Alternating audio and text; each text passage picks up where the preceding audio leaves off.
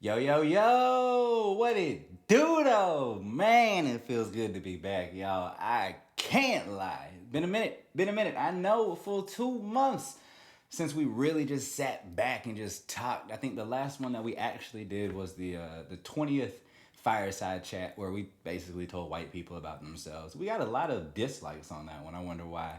It's all good. We don't care. But anyways, we decided that we were gonna come back with a whole new setup, and basically we were going to have themes for the days since we were going to do a daily show, right? So basically, what I'm looking to do is mindful Mondays on Mondays, and that's kind of where I'll go through these meditation sessions over the weekend to kind of like clear my mind, to kind of purify myself, clarify some thoughts and things like that. And I decided, why not allow y'all to see these thoughts that come to me during these sessions or whatnot in, some kind of mindful way that I, bring it about. So I was like, all right, yeah, let's do it that way. So for today, I want to talk about the way music really influences me. So I know we all love music, right? Obviously, so many people can just find their favorite artists or their favorite songs, or a certain song can remind them of a moment that was just perfect, right? Right. So, and we all listen to music differently. Some people might create these playlists of like 500 songs and just run through it every day. Or some people might play the same 5 songs every day, or some might go to an album and just play the whole album, or whatever, what have you. But for me, what I've realized I've started doing lately is on Spotify, they have playlists where it's like this is, and it'll be like blank space artists or whatnot.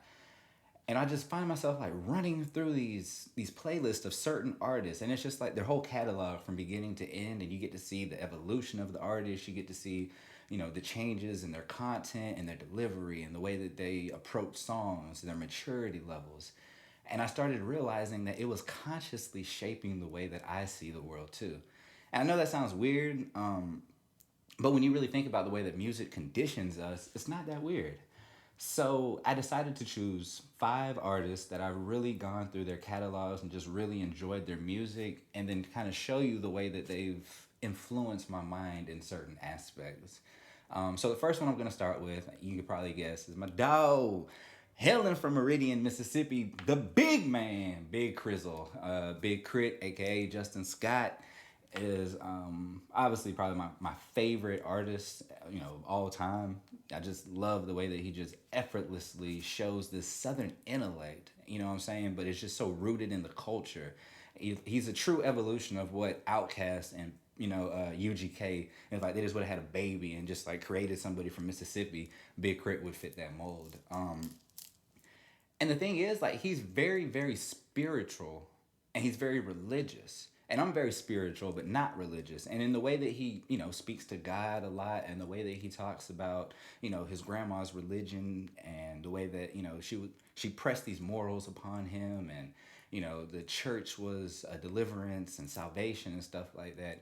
Even though I don't fit into that, that mold or whatnot, I was able to find a spiritual vessel that was able to speak to me. So in the way that he speaks about his spiritual journey is so relatable to me because I feel it on another level. So he was able to just shape my mind and help me to get more clear with my spirit, help me figure out what it is that I do believe in, what I don't believe in, what is it about, the world that I see that makes me have a worldview in the way that I do.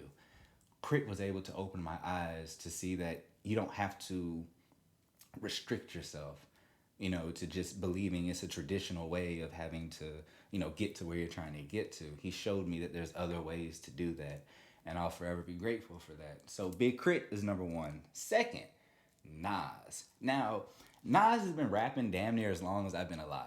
Like, I know everyone's like, yo, he's one of the GOATs, this, that, and the other. So it's kind of hard to go through his catalog and just find songs and stuff like that. But what I noticed was a continuing theme with Nas. Nas is all about this African self love, loving you, being black and understanding the greatness. So he'll consistently throw out all kinds of historical figures, or he'll try to rap in a biographical way and try to explain things from his perspective, or he'll speak about, African history or American history. But in the way that he does it, it's almost like he's trying to trying to explain it in a spiritual way rather than like an academic way and stuff like that. And it's been so rewarding, to like look into the mirror and be like, yo, you black ass motherfucker, I love you. You know what I'm saying? I've never been able to really do that, but listening to certain songs have made me understand that, made me understand like the power that I have.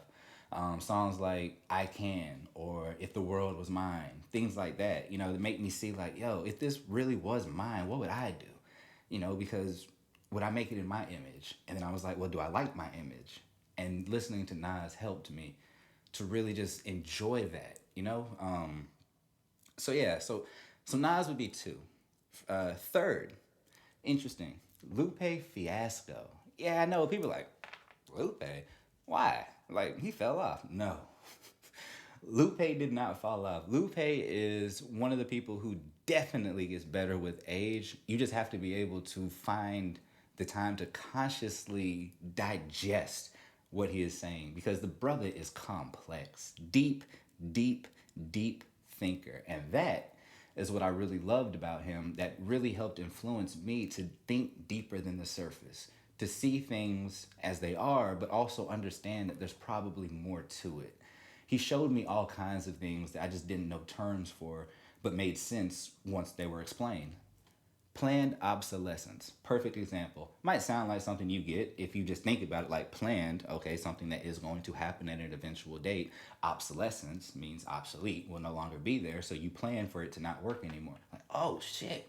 And then you start realizing that's what they're doing. Like, that's literally what they are doing.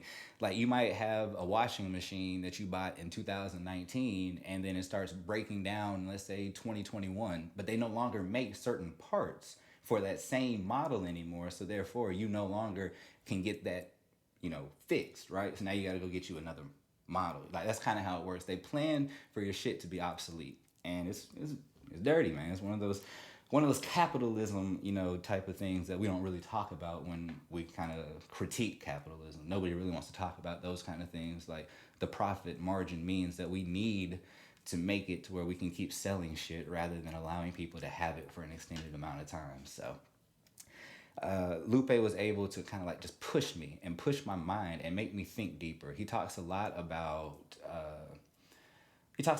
like academic things, but the way that he portrays it in such a relatable way, like he's very good at equating these theories and these thoughts to the way that the hood operates, and it's just like amazing to really see, just how in depth and how on point he is when it comes to his social criticisms, when it comes to just like critiquing the way everything works. And he showed me that you don't have to, you know just be on one side. The way that he critiqued left and right made me understand that you should probably find that middle ground anyways. So Lupe definitely, definitely helped influence my mind and helped me with my intellectual curiosity and pursuits. Next, King Crooked. Now I know you've heard me talk about him from time to time. I really, boy, don't get me started, man. Ain't too many people that can like bar for bar. I really don't think there's any. You know what I'm saying? But that can just like bar for bar go with this man. One of the greatest multi-syllabic rappers of all time, without a doubt.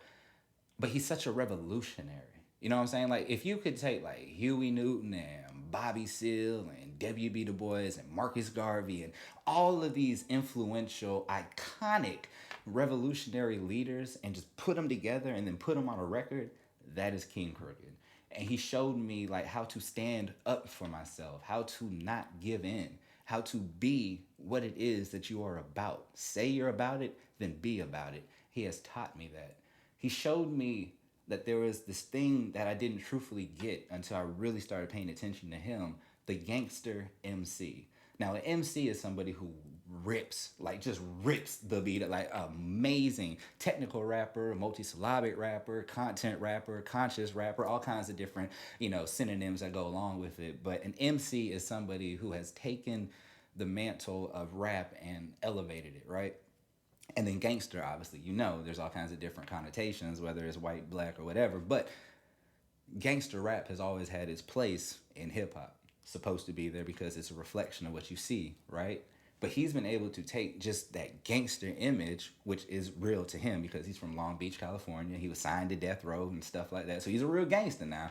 But what he does is he takes it and he just puts it in this complex, dope way. He's so melodic. The way that he hits these beats, he finds so many different pockets. But the way that he just fits these syllables in here makes it to where he can really express ideas differently because he's able to rhyme in such an amazing way. So now you get to see the way that he's able to do these things. But like I said, as a revolutionary, King Crooked solidified my revolutionary stance. Like when I put that fist in the air, it feels like I'm doing that, that that for King. You know what I'm saying? I'm a king doing that. And one song that I've already talked about, and there's a video that y'all can go check out after you subscribe to the channel. But there's a song called "Live for It," right? Where you're like you always want something. You're like, I would die for that. But he says, instead of dying for it, why don't you live for it? And it's just, such a profound thought, but it's simple, you know what I'm saying? So King Crooked definitely helped influence this revolutionary stance that I have and made me, like I said, just stand my ground. No pun intended since I'm in Georgia. Anyways, last person. This is the one that I realized has actually influenced me the most. And I probably wouldn't have been influenced by him had he not had such an untimely death. But Nipsey Hussle has changed the way that I fundamentally look at the world. He has shown me that everything I was taught, though it wasn't wrong, it wasn't all the way through. Like he's able to break these complex, amazingly deep, complex concepts down, whether it's economics or politics or whatever have you, and just give you straight game. Like he's just an OG in the hood, just sitting on the porch with a 40 in his hand, just telling you the truth about what's going on. And he shaped my mind financially. He shaped my mind consciously. Like the things when you hear me say like master your energy and stuff like that, I got that from just watching one of his videos. I mean, he's got a book list. Like you go through it and you start reading these books and you start to see like why he was who he was and what he was about to do. This man was on a mission, y'all.